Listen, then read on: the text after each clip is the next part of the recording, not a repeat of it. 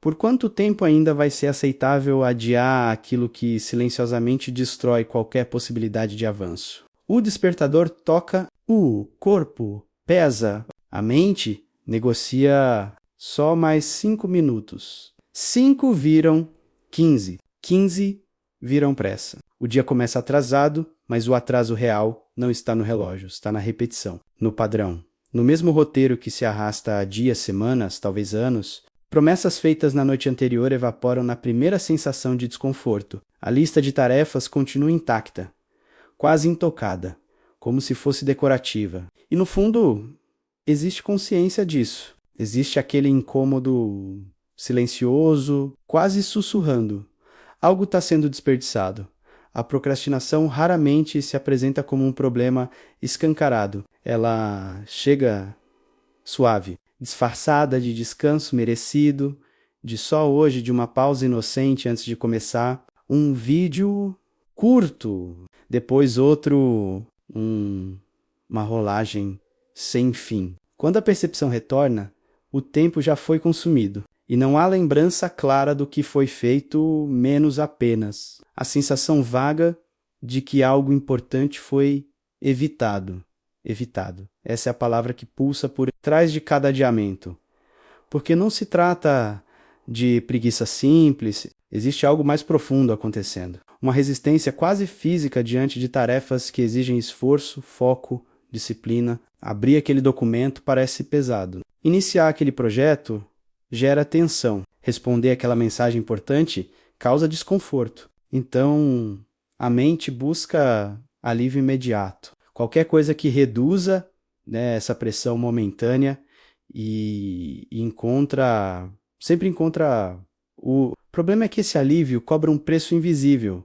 Uma noite mal dormida depois de passar horas em distrações. Um prazo perdido que poderia ter sido cumprido com antecedência. A comparação inevitável ao ver outras pessoas avançando, postando conquistas, celebrando resultados. Enquanto isso, tarefas continuam acumulando, criando um peso crescente. Não é só o trabalho que se acumula menos, é a culpa, é a frustração, é a sensação de estar ficando para trás. E então surge a tentativa de justificativa. Hoje foi um dia difícil, amanhã eu faço melhor, preciso estar motivado para começar. Mas a motivação raramente aparece antes da ação. E esperar por ela é como esperar por chuva em céu limpo. Enquanto isso, o ciclo continua.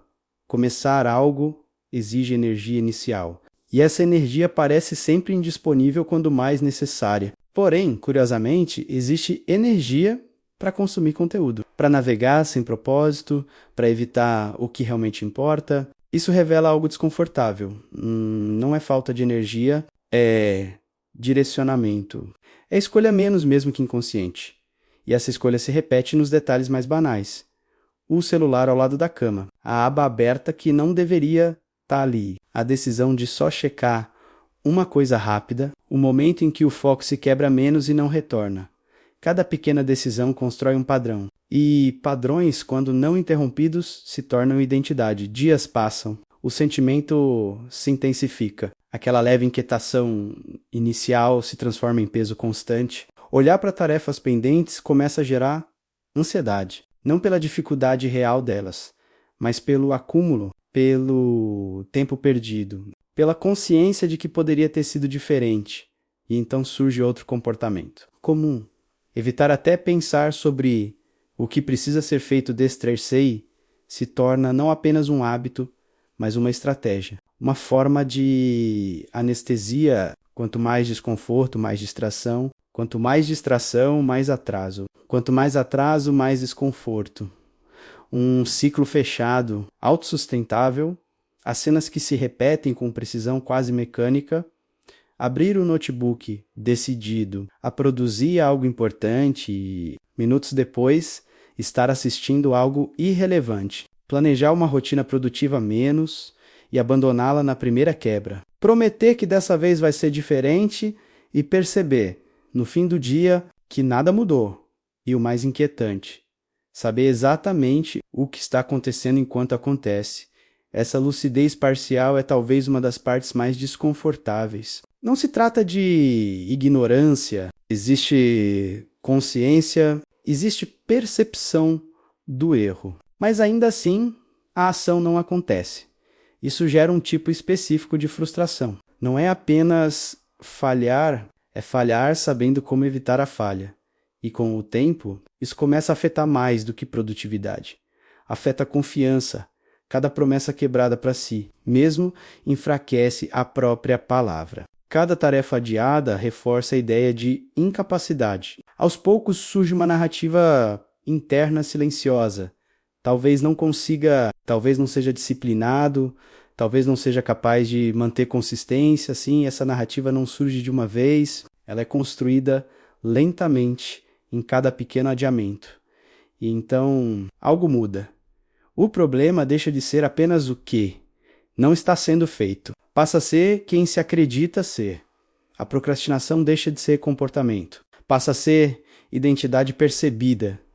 E, nesse ponto, o ciclo se torna ainda mais difícil de quebrar, porque não é mais apenas sobre começar uma tarefa. É sobre confrontar uma versão de si mesmo que se consolidou ao longo do tempo. Uma versão que evita, que adia, que promete e não cumpre. E ainda assim, algo permanece. Uma inquietação constante. Um desconforto que não desaparece completamente. Uma sensação de que existe mais potencial do que está sendo utilizado. De que há capacidade não explorada, energia mal direcionada, tempo desperdiçado. Essa sensação não é confortável, mas também não é inútil. Ela aponta para algo. Algo que ainda não foi enfrentado de forma direta. Algo que exige mais do que motivação, momentânea ou tentativas superficiais de mudança, porque enquanto o problema for tratado apenas como falta de vontade, a solução continuará sendo buscada no lugar errado e o ciclo continuará intacto. Existe um momento específico, quase imperceptível, em que a decisão de adiar acontece. Não é dramático, não vem com aviso, é silencioso. Um segundo de hesitação, um leve desconforto ao encarar o que precisa ser feito. E então, desvio. Esse desvio raramente parece grave, responder depois. Começar mais tarde, esperar o momento certo, mas esse momento nunca chega, porque não é sobre tempo, é sobre fuga. A procrastinação não é ausência de ação, é ação direcionada para longe do que importa. Enquanto algo relevante é evitado, outra coisa ocupa o espaço. Sempre ocupa... A mente não fica vazia, menos ela se preenche com alternativas mais fáceis, mais rápidas, mais recompensadoras no curto prazo. E isso cria uma ilusão perigosa, a sensação de estar ocupado, o dia passa cheio, mas vazio, cheio de cliques, cheio de estímulos, cheio de pequenas doses de prazer imediato, mas vazio de progresso real, e essa diferença começa a cobrar seu preço quando o silêncio aparece, quando não há distração suficiente para abafar a percepção de estagnação. Quando surge aquela pergunta incômoda no fim do dia, o que realmente foi feito? A resposta, muitas vezes, é desconfortável, quase nada do que realmente importa. Então surge a autossabotagem em sua forma mais sofisticada. A racionalização funciona melhor sob pressão. Precisa sentir vontade primeiro, né? Hoje não foi um bom dia para isso. Frases que aliviam momentaneamente, mas que, no fundo, sustentam o mesmo padrão, porque a verdade é menos confortável. Esperar vontade é adiar responsabilidade. Depender de motivação é terceirizar controle. Acreditar que pressão resolve tudo é aceitar viver no limite constante. E viver assim cobra caro. Noites viradas tentando compensar dias desperdiçados. Ansiedade crescente à medida que prazos se aproximam. Erros cometidos por pressa, não por incapacidade. O problema não está na falta de capacidade, está na repetição de escolhas que impedem essa capacidade de se manifestar. E essas escolhas não acontecem em grandes momentos decisivos. Elas acontecem nos detalhes. no instante em que o celular vibra e o foco se quebra, no impulso de abrir algo irrelevante durante uma tarefa importante. Na decisão de parar antes de realmente começar, esses microcomportamentos parecem pequenos, mas acumulam e, com o tempo, constroem uma rotina invisível. Uma rotina de fuga. O mais inquietante é que essa fuga frequentemente se disfarça de autocuidado, precisa descansar. Precisa aliviar a mente, não pode se sobrecarregar. E sim, descanso é necessário. Pausas são importantes. Mas aqui existe uma distorção sutil. Descanso sem esforço prévio não é recuperação, é adiamento disfarçado. E o corpo percebe, a mente percebe. Não há satisfação real em descansar sem ter feito o necessário. Existe apenas alívio temporário seguido de culpa silenciosa. Esse ciclo cria uma sensação constante de dívida. Dívida com tarefas, dívida com objetivos, dívida consigo mesmo. E viver em dívida consome energia. Cada tarefa não feita continua ocupando espaço mental. Mesmo quando não está sendo executada, ela está presente, pesando, lembrando, pressionando. Isso explica algo curioso. Não procrastinar cansa não fisicamente, mas mentalmente. Porque manter tarefas abertas, pendentes, acumuladas, exige energia constante. É como manter várias abas abertas na mente, todas consumindo recursos, todas drenando foco, e quanto mais tempo passa, mais difícil parece começar. Não porque a tarefa ficou mais complexa, mas porque o peso acumulado aumentou. Começar deixa de ser apenas iniciar algo, passa a ser enfrentar tudo o que foi evitado até ali, e isso assusta. Então a mente busca mais fuga, mais distração, mais justificativas, mais adiamento, e o ciclo se fortalece. Outro padrão começa a surgir nesse ponto: comparação. Abrir redes sociais e ver resultados alheios, pessoas avançando, produzindo, conquistando. Isso gera um choque, um contraste direto entre o que poderia estar sendo feito e o que está sendo feito, mas, em vez de motivar, frequentemente paralisa, porque a comparação não vem acompanhada de ação, vem acompanhada de sensação de atraso. E essa sensação reforça ainda mais o comportamento de evitar, já está muito atrás, não dá mais. Tempo, outros já estão melhores. Pensamentos que não impulsionam, apenas travam. E então, dias continuam passando, a lista de tarefas cresce, a energia diminui, a frustração aumenta. E, em algum momento, surge uma percepção mais profunda. Não é falta de tempo. Nunca foi, tempo existiu. Em pequenas janelas, em momentos desperdiçados, em horas consumidas por distrações que, no fim, não deixaram nada além de vazio. Também não é falta de conhecimento. Sabe-se o que precisa ser feito, muitas vezes com clareza desconfortável. Então, o que resta? Responsabilidade. E essa palavra pesa, porque assumir responsabilidade significa parar de negociar com desculpas. Significa reconhecer que cada adiamento teve participação ativa, que cada desvio foi permitido, mesmo que inconscientemente. Não é uma percepção agradável, mas é necessária, porque enquanto a causa estiver, fora menos, no cansaço, no ambiente, na falta de motivação, menos a solução continuará fora de alcance. E a verdade começa a se desenhar de forma mais nítida. Procrastinação não está controlando nada, está sendo permitida. E tudo que é permitido se repete até que algo interrompa. Mas essa interrupção não acontece sozinha. Não surge de repente, não aparece como um impulso mágico de disciplina. Ela exige confronto. Confronto com padrões, confronto com hábitos, confronto com escolhas pequenas, repetidas, ignoradas. E esse confronto não é confortável, mas continuar no mesmo ciclo também não é. A diferença é que um deles mantém tudo igual, o outro exige mudança. Existe um ponto em que continuar adiando começa a doer mais do que começar.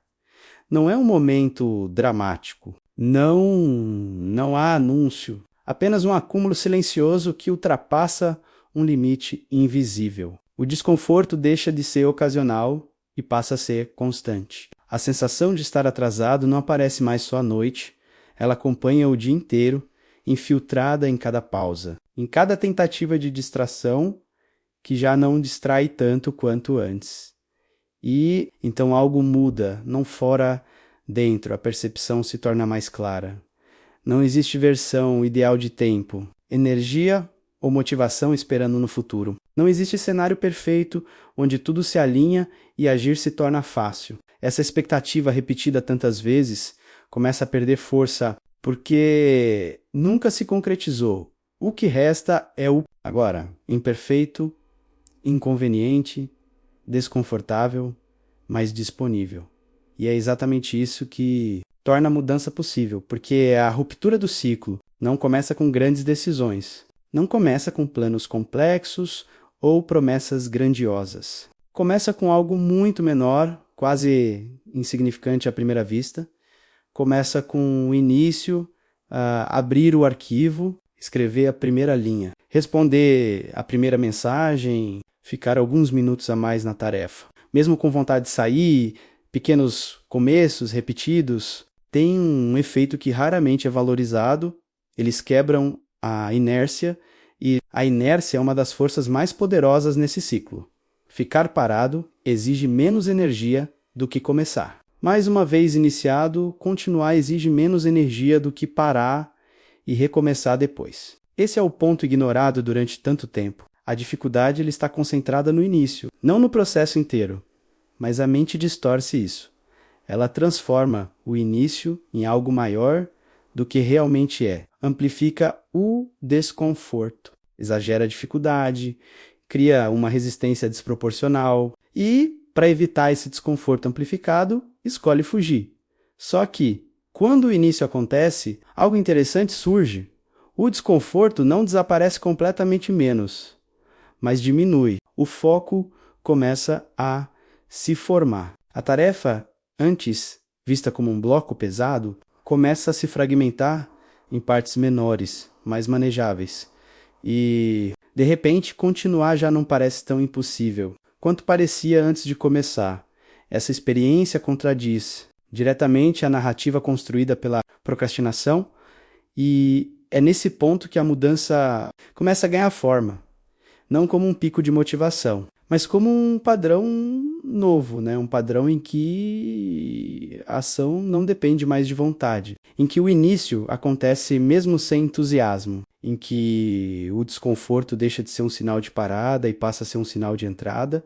Isso não elimina a resistência, ela ainda aparece, ainda tenta negociar, ainda sugere adiamento, mas algo está diferente. Não se acredita mais tão facilmente nessas sugestões, porque já foi visto repetidas vezes que começar funciona melhor do que esperar. E essa evidência prática tem mais força do que qualquer argumento mental. Aos poucos, outro efeito começa a surgir. A confiança retorna, não como uma crença abstrata, mas como consequência direta de ações cumpridas. Cada pequena tarefa concluída reforça uma nova percepção. É possível confiar novamente na própria execução. Essa reconstrução é gradual.